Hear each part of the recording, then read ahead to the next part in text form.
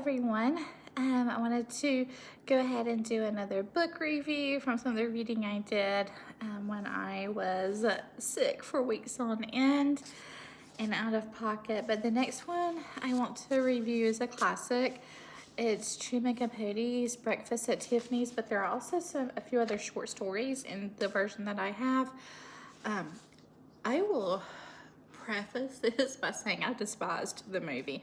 I like Audrey Hepburn, but I thought the movie was stupid. I'm not even gonna lie. I thought it was dumb. I did not get it. It seemed pointless. I hated it. Hated it.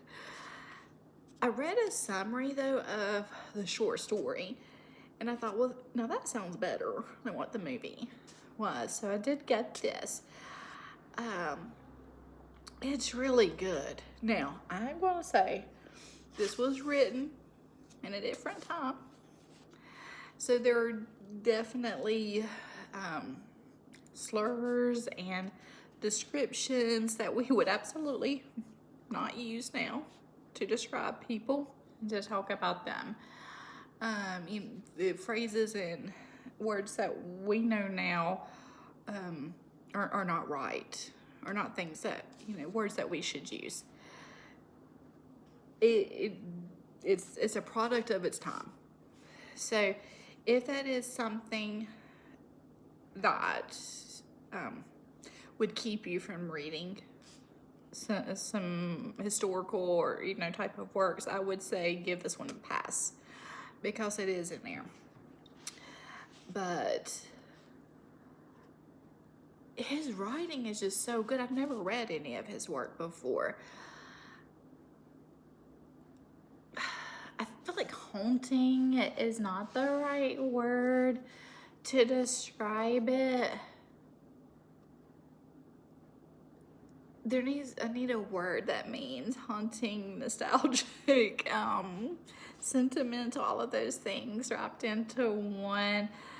But the narrator is the neighbor of Holly Golightly, and it just details their friendship, and it does talk about how she'd end up being, kind of a mule for a drug, for lack of a better word, while he is in jail, and the end is she got arrested. She's probably gonna go to jail, so she does flee the country, and the book starts out with the local bartender, like years and years later. The narrator had popped into his bar. He had moved away out of that neighborhood, but when he was in the area, he would come back and to that bar and visit. But they feel like she ended up in Africa based on an artifact that was found, like a little sculpture, wood carving that looked like her, and the tail that came with it seemed like it was her. It's just kind of just the narrator kind of reminiscing back on how he met her and their friendship. I do feel the movie accurately portrayed the fact that she's a party girl, socialite kind of thing, because she is that in this short story. And it's been decades, I'll be honest, as I watched the movie, but remembering it, I felt like Holly Golightly was portrayed kind of like one-dimensionally, whereas the short story isn't like that. I feel like she's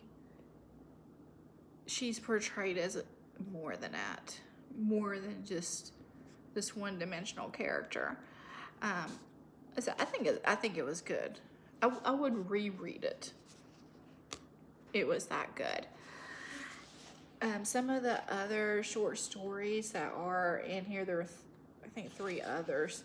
House of Flowers was one of the short stories.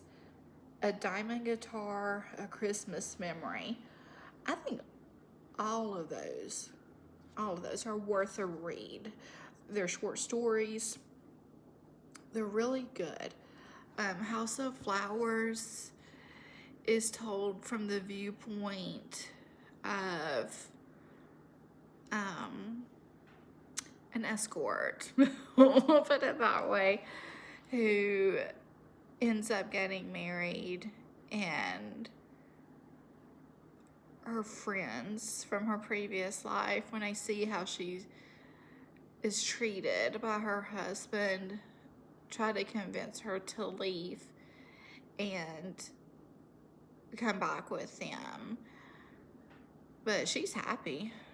She loves their house, has flowers all around, hence the title House of Flowers. And I mean, there was one scene in it, you know, where her friends, that's when they came to visit, that, yeah, it's not how a man should treat his wife by any stretch of the imagination. But it's portrayed as like that's the only incident, and she didn't think it was that serious. She's happy, and so she stays. A Diamond Guitar is one of the other short stories. It was good too. It's told from the point of view of an older prisoner and his friendship with a younger prisoner and their attempt to escape. At the end, the younger prisoner is successful in the prison escape, the jail escape. The older one is not. It was good too. All of these stories just have this kind of, like I said, haunting kind of quality to them. They really stay with you, which in my opinion is a mark of great writing. And then the last one in here is A Christmas Memory. The narrator during most of the short story is a young boy. And then at the end, it's him older, like a young adult, thinking back with his friendship with an older relative, an older lady, and just they stayed and were taken care of by other relatives, and they weren't wealthy, they were poor. It's just a really just a haunting tale, melancholy tale, really, of their friendship. I loved all these short stories. They just stick with you. Well written.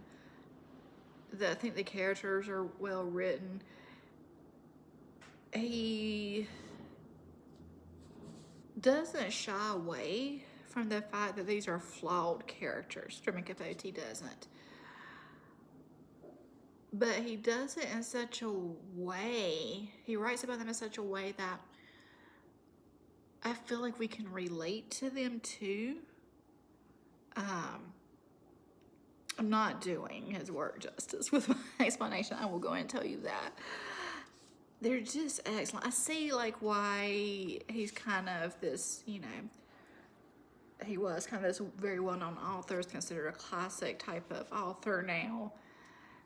You just don't get this kind of writing in modern work. You don't usually, you know, I like reading chick lit. But that's shallow writing. Let's be real. It's shallow writing. This isn't. His works are not shallow. They may be short, but they're not shallow. Now that being said, I know one of his most famous works, if not his most famous one, is In Cold Blood. I probably will not read that. I'm not a huge fan of like these type of murder type of things, which is what that is. If you are, I would try In Cold Blood, because I say his writing is very good, very good. But anyways, I would say give that one a read, especially if you're someone who likes classic type of work. Y'all stay safe. Talk to you soon.